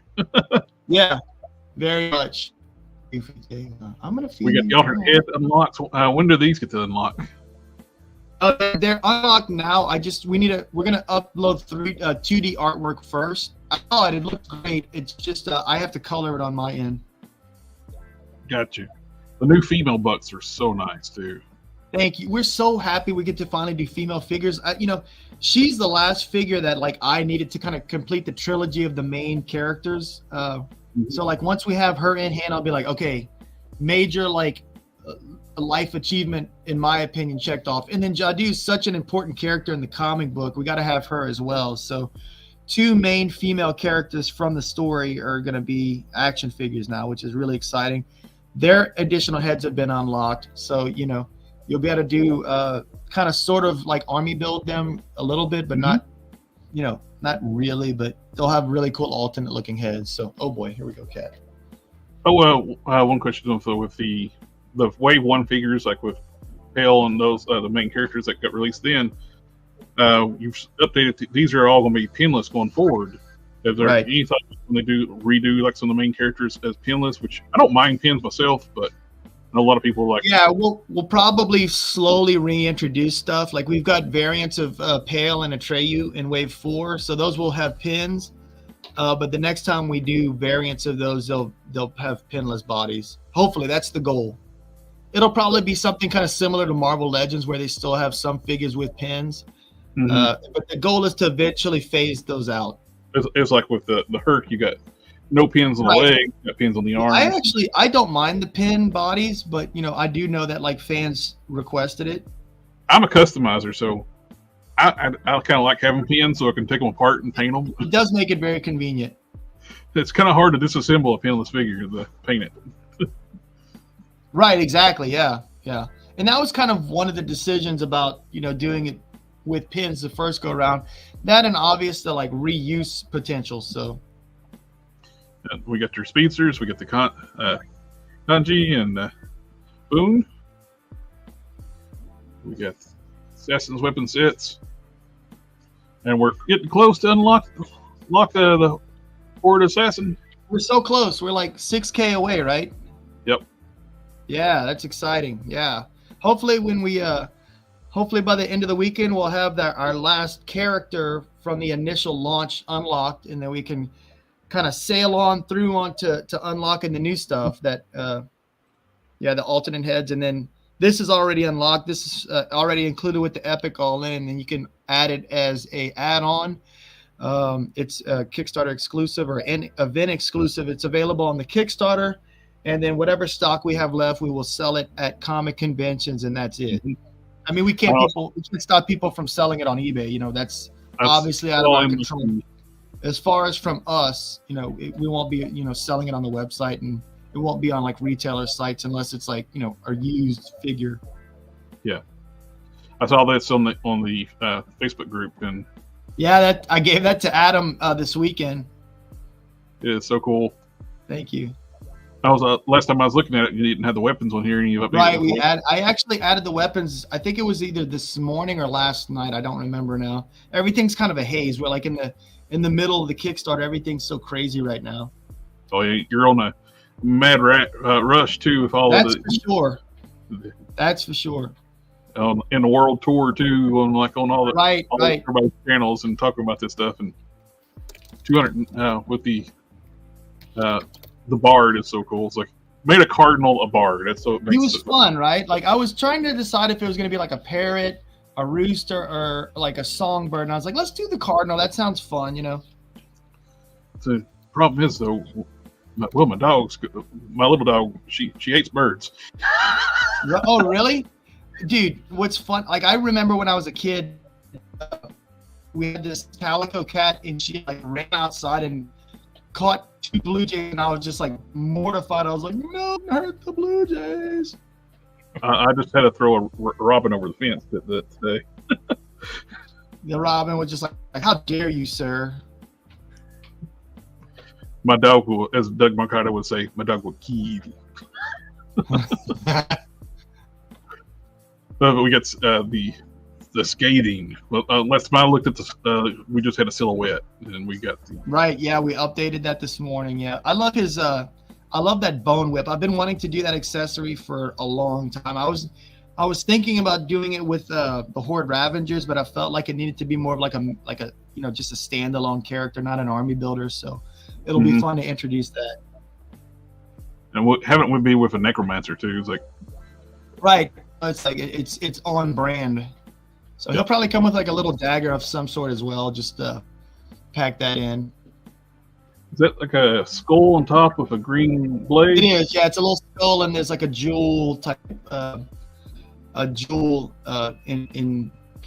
encrusted into the top of the staff. Such cool character designs. Thank you so much. I'm really excited about this guy. I need to upload his weapons. I forgot to do. That reminds me, I got to do his weapons, up the weapons. So I'll probably do that next. Yeah. Okay, I gotta get a Brutox. Me too, right? I mean, come on, that's cool. I have a character. Brick said Brick said I was gonna do it like Philippine ox, but he said he wants it to be an African ox. So I tell him, I was like, all right, we'll make him an African ox. Well, I got my own character called Bruton. And now oh, sweet. Yeah, dude, that photo is so cool that you posted the comparison. Yeah, that's cool, man. So I got Bruton and Brutox. We need to go together. Right? Yeah, totally. For this has got to happen. Come on, I want to have to go back some more stuff just so make sure this happens. Dude, I mean, come on, like everyone's gonna like. I'm telling you, that's gonna just work into everyone's collection, no matter if you have any AWOK figures. You know, this is like, to me, this is our Thane equivalent from the first Kickstarter. We were all like rooting for Thane, and we unlocked him on the last day. I think we might have unlocked him with like 2 hours to go, if I remember correctly. That was crazy. I hope this gets unlocked, because this right here, I can see this being a hot item. Right? I mean, come on, dude. That's a big old chunky boy. You can have them in all kinds of sorts of battles, like you can have them battle. Right, exactly. He's definitely like a boss level of character. Yep. And the Alfredo said, "Okay, this stream is winning me over." And I was like, "Buy it now." You work too hard not to treat yourself. Like, you should try out some AWOK figures. You just tip your toe on it into the Kickstarter and just select. I recommend, like, if you're on the fence, select one of the 2-packs, because you get like 2 figures and then you almost get a weapon set for free. So the value is like really built into that, and you don't have to pick the 2 that are in the reward. You can pick, you can mix and match. And Alpha, I will tell you one thing that will push you over the edge too. Just order one of the regular figures. Once you have that in hand, you're going like, yeah, these are awesome. These are high quality figures. Hand candy. Yes, they're very durable and great articulation, and so they're perfect desk figures. You can sit here and just fiddle with them, and right.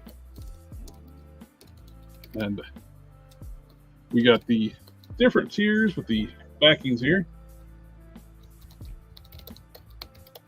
But that is the Kickstarter. We got Oh, and talk about the Yes, gladiatorial. this will be out due out this summer. So there's our variants of the main characters we were talking about. I love that rusted shield effect. So cool. That is so cool. That looks really nice. I like so that. So in the comic, they've kind of been given just like a kind of mismatch of weapons to fight in the arena. And same thing with their armor is kind of mismatched. Look at that 1/6 shooter goodness, man. He's such a great photographer. I was going to ask who your photographer was. He's doing a fantastic job. Yeah, I mean, he's amazing. So good. But all these really cool gladiatorial, and you got these troop builders coming out. Yeah, so this is our first character with a moving mouth. So the lizards didn't quite beat him. First character with moving mouth is the Horde Gladiator Mongrel Squad. I like the fact you're doing these multi-pack sets like this. This is really cool. Yeah, we usually do that. We usually do those little specials for pre-orders, and then once they sell out those little bundles, then we'll just go back to offering the standard single figures. We are going to be bringing back AWOK Wednesdays probably after the Kickstarter wraps up, where there'll be like a sale, some sort of sale every Wednesday. And like I said, these really work into the style wise too. With that 2000, if you like Thundercats, you like that 2011 series. Right. These designs. Sure, yeah, totally. Right. Yeah. Exactly. Yeah. Yeah. We'd love to. I mean, if Spero could do Thundercats, we would be head over heels. Yeah, that would be an awesome brand to get. Well, that's what somebody was asking about. If you could do a different license, thought about doing different licensed products or. Yeah, we've got a wish list. We have a wish list, but I'd rather just not say until we have official stuff. Right. I had somebody ask about a comic book series on the Discord. Let me find that question real quick. I will say, I think the difference between this and Thundercats is, as somebody who grew up watching the original Thundercats, and I loved Thundercats, I like the story behind this better. Thank you so much. That's a huge compliment. I mean, Thundercats was made, and look, I mean, Thundercats was made for kids, right? It was made to sell toys. Right. Yeah. And like I said before, this is something that doesn't feel like it was just, the comic doesn't feel like, the story doesn't feel like something that was just thrown together to sell a toy. It feels like the toys are, there as a part of a natural extension of a really well-told story. Yeah. The lockdowns were horrible, but the silver lining was, for me, I had just, 3 months to kind of stay at home and really flesh this out and think about it and try to just put a nice, neat bow on everything. And so I feel like, it gave me the opportunity to really make this as good as I could possibly do it. And then once we got the wind at our sails, it was just kind of off to the races. That line that they were asking about, the name of Held on the Discord, was asking if it's something called Autumn Lands. Oh, sorry. Say again. What happened? Autumn Lands. Somebody was asking asking if you thought about if you ever thought about getting licensed products. I don't even know what that is. I've got there's a set of stuff that I think is on brand for Spero. I mean, we want to do a mix of realistic stuff and cartoon. Yeah. We want to do characters that are going to lend themselves to really good articulation. So it'd have to be something where I don't have to do my homework on. It's just something that I already know and love. So that's kind of where we're going. I would when you're talking about a dream about getting Thundercats. It's I would love to see. Yeah, I mean that would be amazing. Your stuff is so much better than the current holder of the license, and this is as far as the arms band. No, this is not Thundercats. I love Super 7 stuff, but I think they built it off of that the Classics buck, which I love the Classics buck as well. Yeah. Which not everything needs to be on that buck though. I agree. Well, I know there's some of us out there who would love to see a better company take over the DC line. So, I mean, that in mind.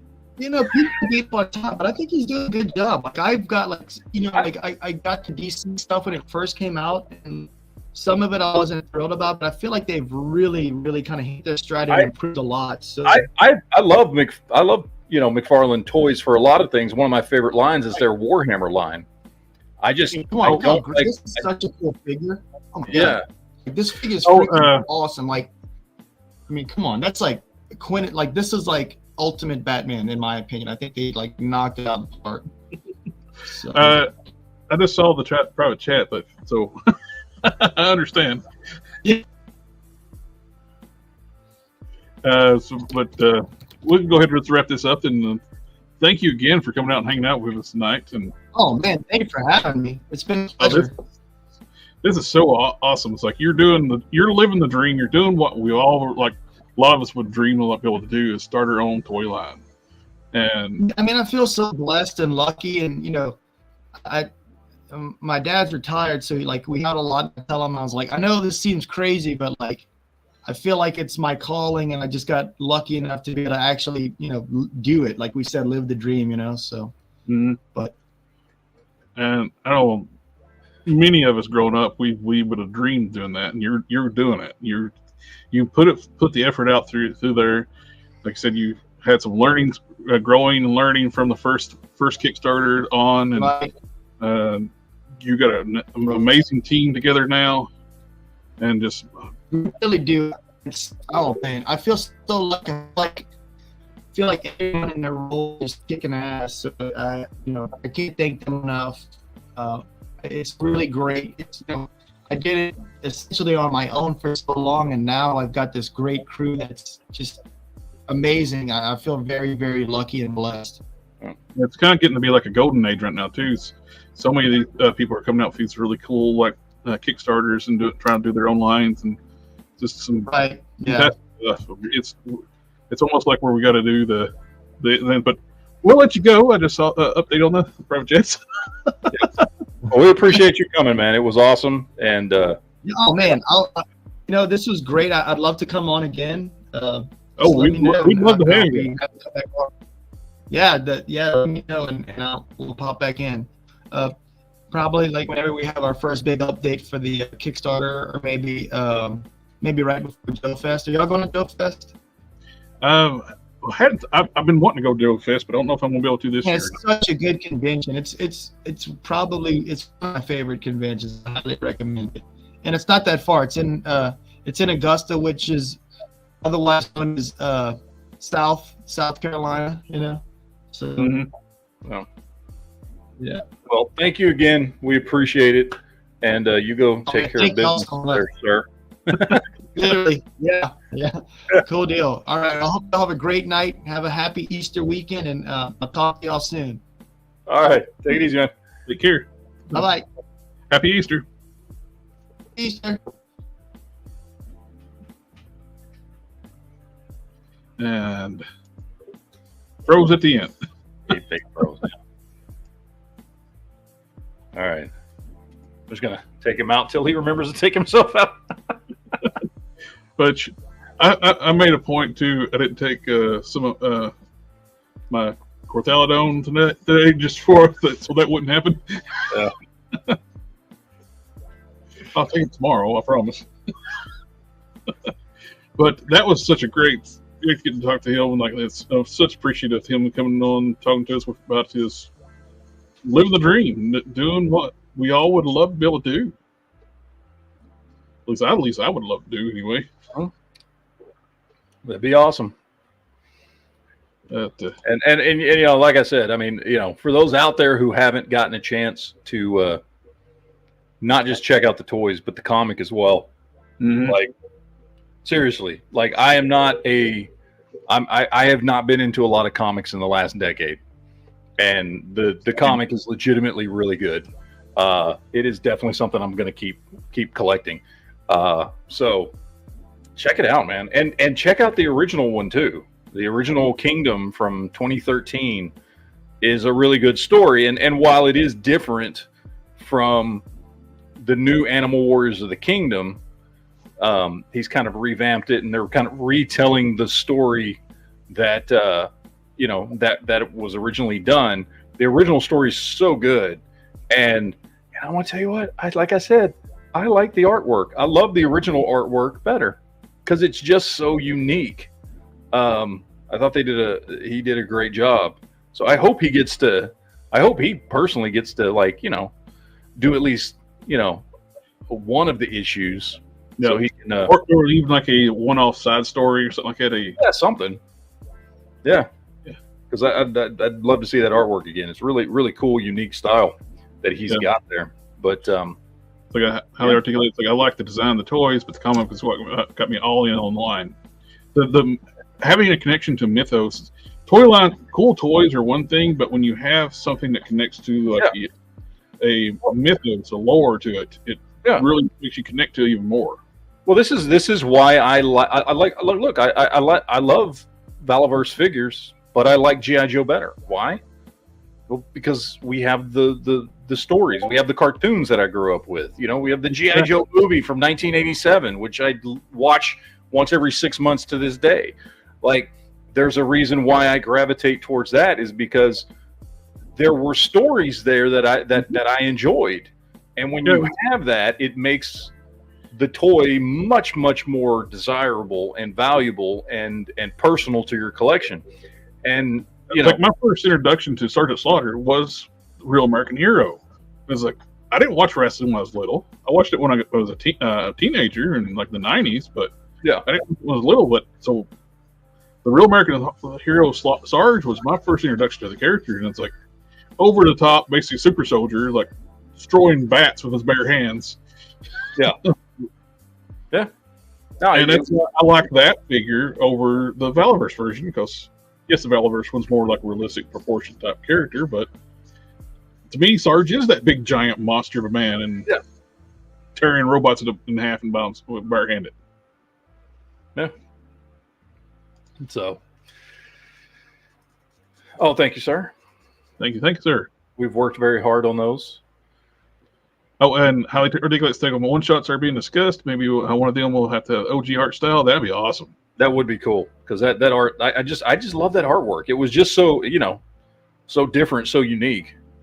So, and they did a great job. Oh, am I reading? This was my brother's when he was little. I restored it. I cleaned it up and did a full did a redo to the face, airbrushed it, restored the rocket launcher, got a new sticker kit, and turned out really nice. That's my first forte into airbrushing. I want to airbrush that blue and the yellow and the orange.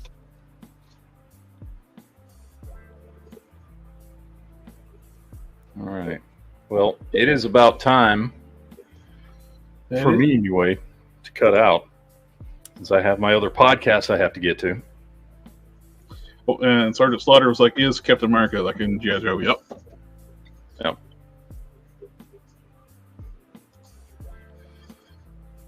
The OG art style was done with Jason. The current art style is done